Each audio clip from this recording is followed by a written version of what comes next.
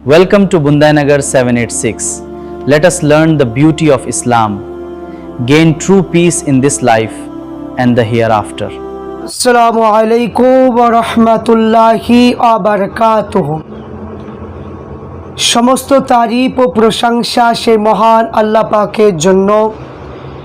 আল্লাহর প্রতি শুকরিয়া আদায় করি আলহামদুলিল্লাহ। তারপরে পরে বিশ্বনবীর প্রতি লক্ষ কোটি দুরুদ এবং সালাম শান্তি দ্বারা বর্ষিত হোক, অর্পিত হোক, আল্লাহুম্মা আমিন। আপনারা প্রত্যেকেই থাম্বনেলে একটা ছবি দেখতে পেয়েছেন যে একজন ইমাম চোর, বর্ধমানের একজন ইমাম চোর, কাঁকড়া খাওয়া ফেতরাখোর একজন ব্যক্তি, রাজমিস্ত্রি একজন ব্যক্তি, যার নাম হলো মুমতাজুল। এই মুমতাজুল ইসলাম আল্লাহ রসুল সাল্লাল্লাহু আলাইহি ওয়াসাল্লামে ঈদে মিলাদুন নবী কোনো কিতাবে পাইনি। জশ্নে ঈদে মিলাদুন নবী করতে হবে কোনো কিতাবের মধ্যে পাইনি।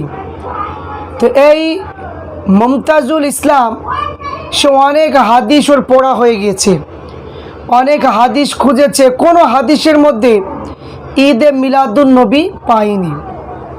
তো বড় দুঃখের বিষয়, এই যে মুমতাজুল ইসলাম আল্লাহ রসুলের জশ্নে ঈদে মিলাদুন নবী যে পাইনি, বেচারি এত খোঁজাখুঁজি করেছে যে ঈদে মিলাদুন নবী পাইনি। তো এখানে বোঝা গেল যে ঈদে মিলাদুন নবী পাবে কেমন করে, কারণ তার অন্তরটা হলো কালো। তার ফেতরাকে আর কাঁকড়াকে তার অন্তরটা কালো করে ফেলেছে, এই জন্য সে ঈদে মিলাদুন নবীকে খুঁজে পাচ্ছে না। বুঝলেন না কথা? তো এই ব্যক্তিটা স্বাধীনতা দিবসে দেখতেই পাচ্ছেন তার ছাত্রদেরকে নিয়ে সে এমনভাবে সেজে গিয়েছে যে সেই স্বাধীনতার দিনে যেভাবে পালিত করছেন, যেভাবে তিনি করেছেন, সেটা কোন হাদিসে আছে সেটা নিশ্চয় হয়তো হাদিসে জায়েজ হয়তো পেয়েছে, এই জন্য সেটা করছে, কিন্তু ঈদে মিলাদুন নবীটা খুঁজে পাচ্ছে না। তো দেখবেন যারা ইমাম চোর হবে এরা ইয়েজিদি মার্কা মানুষ, এরা আবু জেহেল মার্কা মানুষ। আল্লাহ রসুল সাল্লাল্লাহু আলাইহি ওয়াসাল্লাম তিনি মদিনাতে বসে আছেন, এমন সময় ডান দিকে হযরতে আবু বকর সিদ্দিক বসে আছেন, বাম দিকে উমারে ফারুক বসে আছেন। আবু জেহেল এসে বলছে হে মুহাম্মদ, তোমার অন্তরটা কালো লাগছে, তোমাকে দেখে কালো লাগছে। তা আল্লাহ নবী বলছেন যে হে আবু জেহেল, আপনি যে কথাটা বলেছেন ঠিক বলেছেন। তা যদি আবু বকর সিদ্দিক বলছে ইয়া রাসূলুল্লাহ, আমি দেখতে পাচ্ছি আপনার চেহারাটা পূর্ণিমা চাঁদের মতো আলোকিত লাগছে। আল্লাহ নবী বলছে হে সাহাবী আবু বকর, আপনি যে কথাটা বলছেন সেটাও ঠিক বলেছেন। তো হযরত উমারে ফারুক তিনি মেজাজি সাহাবী, তিনি আর থাকতে না পেরে আল্লাহ রসুলকে বলছে হুজুর, এদের দুজনের কথা তো এক হলো না। তা আল্লাহ নবী বলতে লাগলেন, হযরত উমারে ফারুক রাদিয়াল্লাহু তাআলা আনহুকে বলছে হে উমার, আল্লাহ পাক, আমি নবী, আমাকে আল্লাহ পাক আয়না স্বরূপ করে পাঠিয়েছে। তা আমি রাসূলুল্লাহ হলো আয়না স্বরূপ, আবু জেহেল হলো বেঈমান, আবু জেহেল হলো কাফের, আবু জেহেল হলো ঈমান হারা একজন ব্যক্তি। তার অন্তরটা কালো, তার অন্তরটা কুৎসিত। এই জন্য যে আবু জেহেল যেই না আমার পানে তাকিয়েছে, আবু জেহেল নিজের চেহারাটা নিজেই দেখতে পেয়েছে। তো আবু বকর সিদ্দিক হলো আল্লাহ পাক তিনাকে পূর্ণিমা চাঁদের মতো আলোকিত করে দিয়েছে। তা আবু বকর হলো একজন ইমানদার, আবু বকর হলো একজন পরেজগার। এই জন্য আবু বকর যেই না আমার নবীর পানে তাকিয়েছে, আবু বকর নিজের চেহারা নিজেই দেখতে পেয়েছে। আল্লাহ রসুল সাল্লাল্লাহু আলাইহি ওয়াসাল্লাম বললেন, হযরত উমার ফারুক তিনি সুন্দর উত্তরটা পেয়ে গেলেন।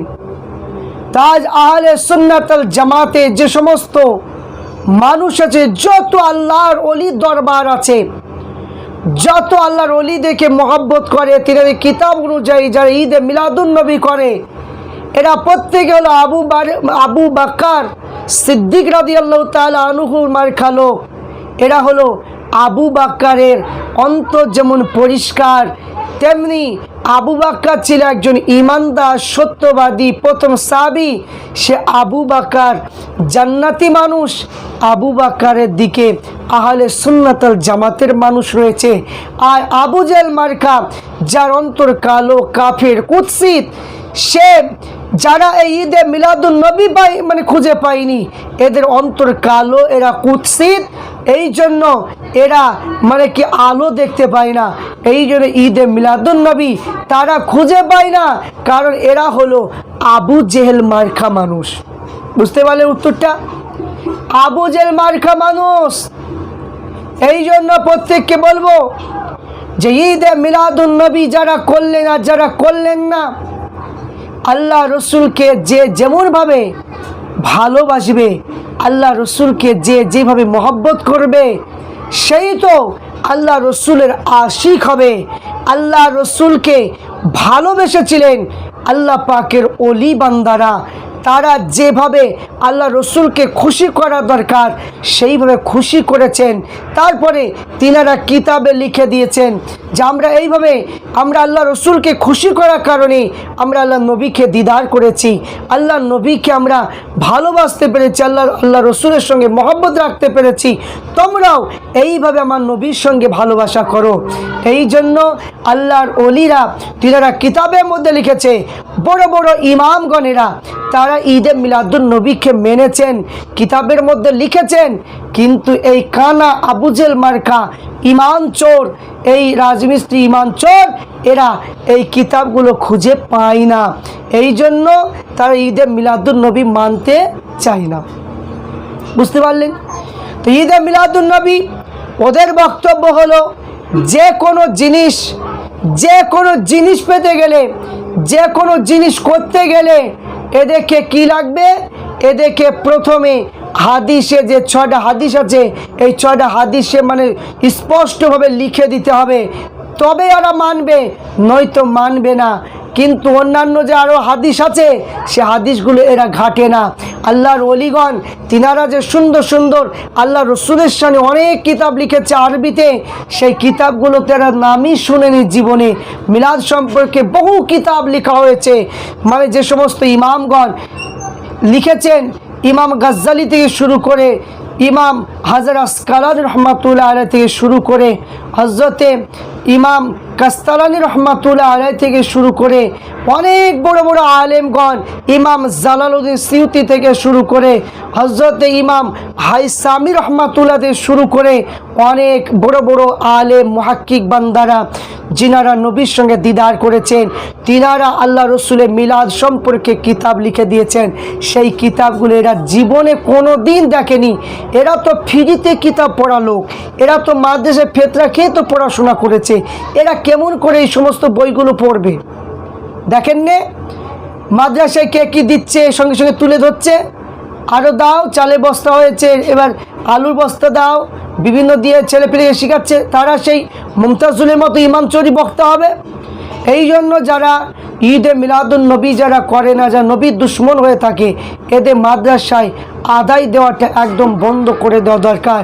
আহলে সুন্নাত ওয়াল জামাতের সাধারণ মানুষের এই কাজগুলো বন্ধ করে দেওয়া দরকার। কারণ আপনাদের টাকা নিয়ে এরা ইমানকে নষ্ট করার জন্য ছেলেপেলেকে শিক্ষা দেবে।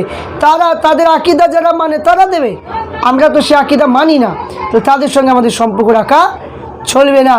তাই প্রত্যেককে বলে আহলে হাদিসের কাছ থেকে আমাদের প্রত্যেককে দূরে থাকতে হবে। আল্লাহ পাক রব্বুল আলামিন আমাদের প্রত্যেককে নবী ঈদে মিলাদুন নবী আমরা পালন করতে পেরেছি।